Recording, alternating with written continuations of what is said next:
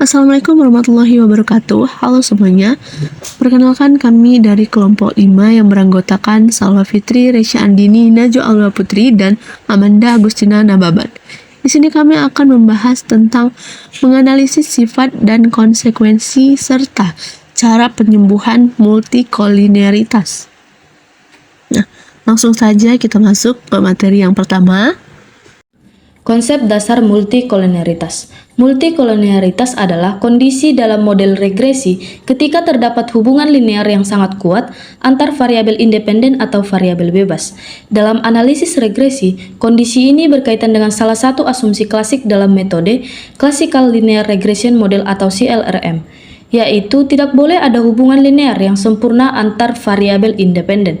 Hubungan antara variabel biasanya dituliskan dalam bentuk persamaan, yaitu Y sama dengan beta 0 tambah beta 1 X1 tambah beta 2 X2 sampai seterusnya hingga beta K XK tambah epsilon. Nah, multikolinearitas ini dibagi menjadi dua, yaitu yang pertama, multikolinearitas sempurna. Terjadi ketika terdapat hubungan linear yang persis antar variabel independen. Contohnya, jika X3 sama dengan 2X1 tambah 5X2, maka variabel X3 sepenuhnya ditentukan oleh X1 dan X2, sehingga metode estimasi OLS tidak dapat dilakukan. Yang kedua ada multikolinearitas tidak sempurna. Terjadi ketika terdapat korelasi yang tinggi antar variabel independen, tetapi hubungan tersebut tidak bersifat sempurna. Contohnya adalah hubungan antara pendidikan dan pengalaman kerja atau antara pendapatan dan konsumsi yang sering saling berkaitan dalam penelitian empiris. Indikasi multikolinearitas. Indikasi multikolinearitas adalah tanda-tanda atau gejala awal yang menunjukkan adanya hubungan linear yang kuat antar variabel independen dalam model regresi. Berikut adalah beberapa indikasi utama multikolinearitas. Pertama, nilai koefisien determinasi tinggi tetapi banyak koefisien tidak signifikan. Yang pertama, nilai koefisien determinasi tinggi, UGF signifikan, dan tetapi sebagian besar atau semua koefisien individu tidak signifikan. 2. Standar error koefisien yang sangat besar. Multikolinearitas menyebabkan varians estimator meningkat. 3. Koefisien tidak sesuai dengan teori. Indikasi lain adalah tanda koefisien yang tidak sesuai dengan teori ekonomi. 4. Perubahan koefisien yang drastis saat variabel ditambah atau dihapus jika 1.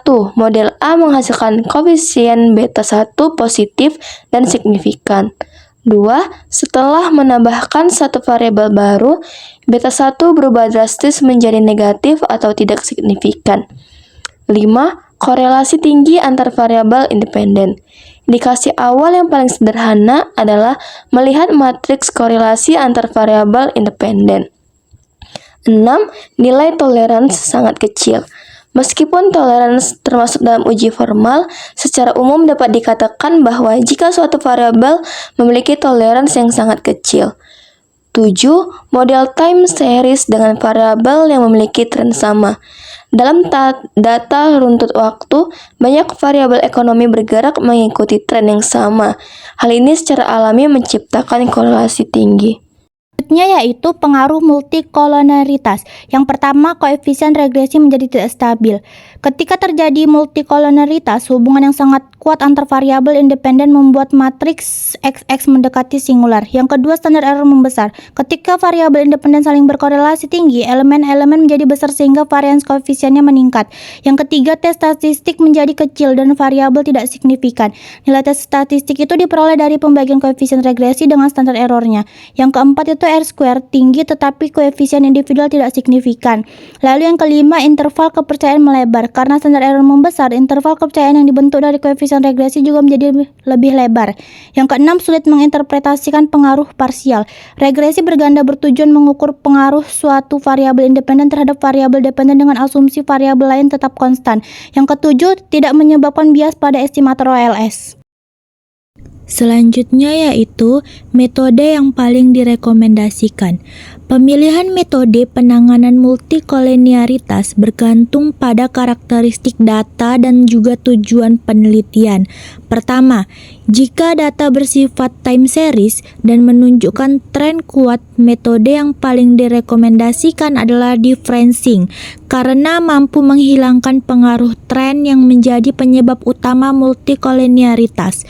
Kedua, jika dua variabel memiliki konsep yang mirip atau mengukur fenomena yang sama, disarankan untuk menggabungkannya menjadi indeks sehingga model tetap mempertahankan informasi teoritis tanpa mengorbankan stabilitas estimasi. Ketiga, jika ingin solusi yang paling sederhana dan juga cepat, dapat dilakukan penghapusan salah satu variabel dengan tetap mempertimbangkan dasar teori dan juga signifikansi statistik. Keempat, jika masalah disebabkan oleh skala dan pola pertumbuhan yang tinggi, maka transformasi logaritma dapat digunakan. Baik, selanjutnya kita akan mencoba uji multikolinearitas. Nah, start date-nya itu pada tahun 1995 sampai tahun 2024. Klik OK. Nah, langsung saja kita masukkan datanya. Nah, lalu kita ganti ser 1 ini menjadi variabel Y, ser 2 variabel X1, dan ser 3 itu variabel X2. Nah, langsung saja kita regres ya, teman-teman. Y, C, X1, dan X2. Klik OK. Nah, di sini muncullah hasil regresnya. Langsung saja kita cek uji multikolinearitasnya dengan klik View, koefisien diagnostik, variance inflation factor atau VIF. Nah, disinilah total atau nilai dari multikolinearitas. Pada tabel tersebut terdapat dua variabel independen, yaitu variabel X1 dan X2. Dalam uji multikolinearitas, nilai yang digunakan untuk interpretasi adalah centered VIF ya teman-teman, yang ini. Sedangkan untuk uncentered VIF itu tidak biasanya digunakan untuk pengambilan keputusan utama. Nah, secara umum, kriteria yang digunakan adalah sebagai berikut. Yang pertama, apabila nilai centered VIF ini lebih besar daripada 10, maka dikatakan terdapat indikasi multikolinearitas dalam model. Sedangkan sebaliknya, jika nilai centered VIF lebih kecil dari 10, maka model regresi tidak mengalami multikolinearitas. Nah, kita dapat lihat di sini X1 dan X2 ini nilai VIF-nya itu sangat besar sekali ya teman-teman, yaitu 186,9533. Nah, itu jauh sekali lebih besar daripada 10. Nah, terbukti kalau X1 dan X2 ini terkena multikolinearitas. Nah, ada 4 cara penyembuhan dari multikolinearitas. Yang pertama itu ada menghapus variabel. Nah, karena variabel yang dipakai di sini hanya 2, jika dihapus salah satu variabel, maka model regresinya ini adalah model regresi sederhana. Jadi tidak efektif ya teman-teman jika variabelnya hanya 2. Nah, kita skip lalu masuk ke penyembuhan yang kedua. Nah, itu ada transformasi logaritma atau log. Nah, itu caranya kita klik work file untitled ini, kita klik Learn, lalu masukkan rumusnya log X1 sama dengan log dalam kurung X1. Kita klik enter. Lalu klik lagi log X2 sama dengan log dalam kurung X2. Nah, langsung saja kita regres ya teman-teman. Nah, Y, C, X1, log X1, log X2. Kita klik OK.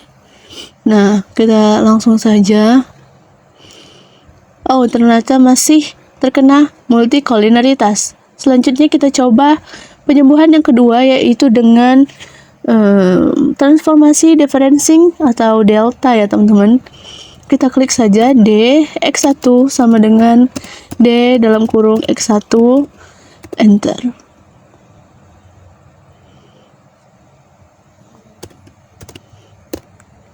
Lalu klik lagi untuk X2-nya, DX2 sama dengan D dalam kurung X2.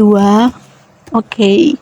Nah, langsung saja kita regres kembali model yang baru, Y, C, DX1, DX2, oke. Nah, dapat kita lihat di sini regresan yang baru.